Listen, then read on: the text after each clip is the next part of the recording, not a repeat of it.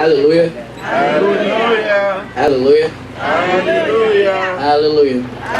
Hallelujah. Welcome to the harvest of the Christ warriors. I have one question for you today. Are you ready to enter the kingdom of heaven? The first lesson we're reading is Proverbs 4, verse 1 to 10. Proverbs 4, verse 1 to 10. The topic for today's sermon is children, respect and obedience for their parents, and elders and parents. To enter the kingdom of heaven, you have to be like a child. May I have somebody to read verse 1 to 5, please? Listen, my son, to your father's instruction. Pay attention and gain understanding. I give you sound learning, so do not forsake my teaching. For I too was a son to my father, still tender and cherished by my mother. Then he taught me, and he said to me, take hold of my words with all your heart. Keep my commands, and you will live. Get wisdom, get understanding. Do not forget my words or away from them. Do not forsake wisdom, and she will protect you. Love her.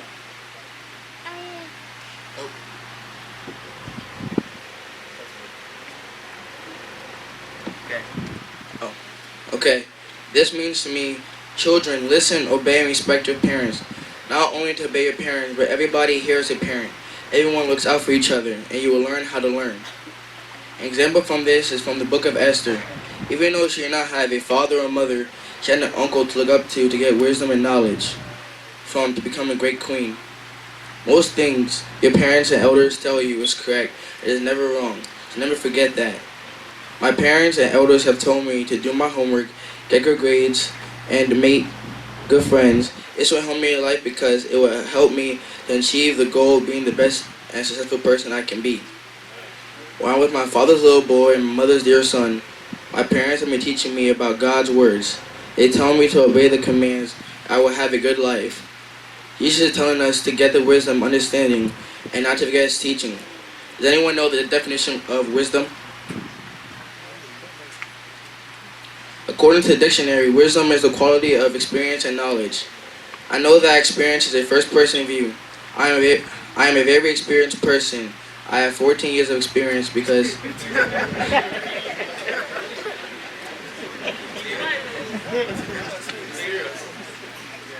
I have 14 years of experience because I'm 14 years old.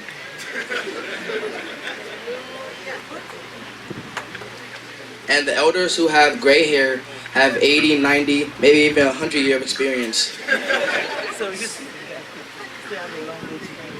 People who have 30, 40-year experience make my 14-year experience look like nothing. So I should be a good role model to younger kids. Older kids should be a role model to me. So that our wisdom count for something. Someone please read verse 6 to 10.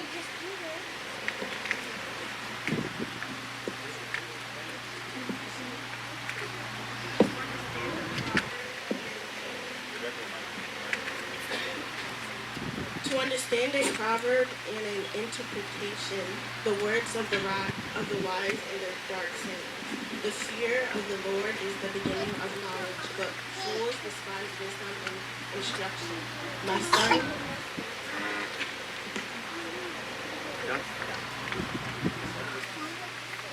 the fear of the Lord is the beginning of knowledge, but fools despise wisdom and instruction. My son, hear the instruction of thy father, and forsake not the law of my mother. For they shall be ornamented of grace unto my head, and chains about thy neck. My son is a sinner. My son, if sinners intensely, consent thou not. Okay.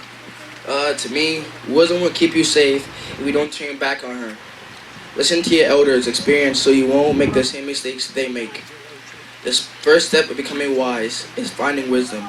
So give everything you have to understand it. Embrace wisdom and she will make you the best. Hold on to wisdom and she will bring you great honor. Wisdom will reward you with a crown of honor. Listen to your parents and do what they say. You will have a long and glorious life. Listen to your parents and elders. Show wisdom to the younger ones. You will have a long and glorious life here in earth and up in heaven.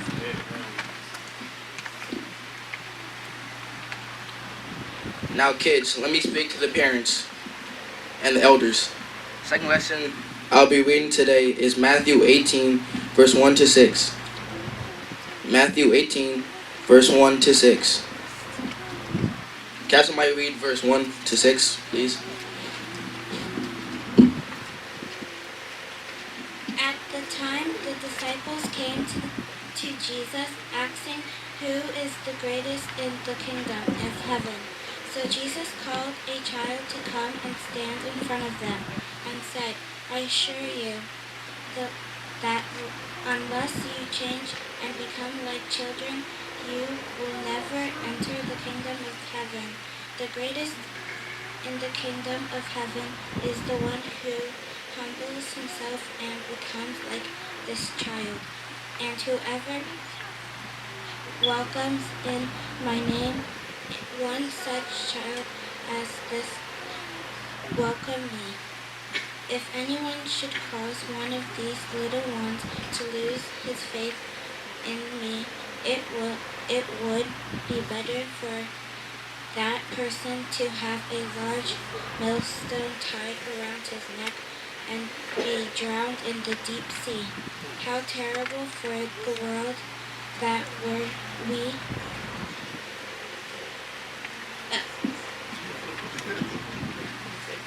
Thank you, Helen, Alex, and Lackme for reading.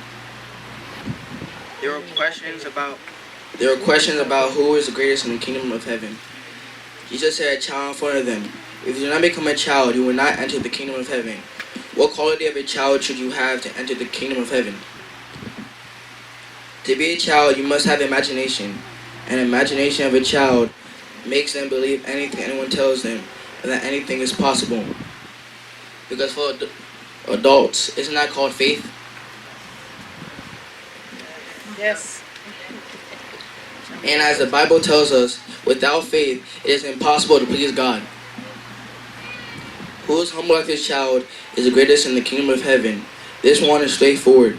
You just have to be humble in every situation, and God will lift you up. Who receives with my name receives me. Whoever tells the little one not to believe in me and the Lord shall hang himself by the neck and drown in the sea. The Lord is telling the elders and our parents, please do not lead us, the children, astray, because the punishment is terrible. I asked a question in the beginning. I'll ask it now. I have one question for you today. Are you ready to enter the kingdom of heaven? Yes.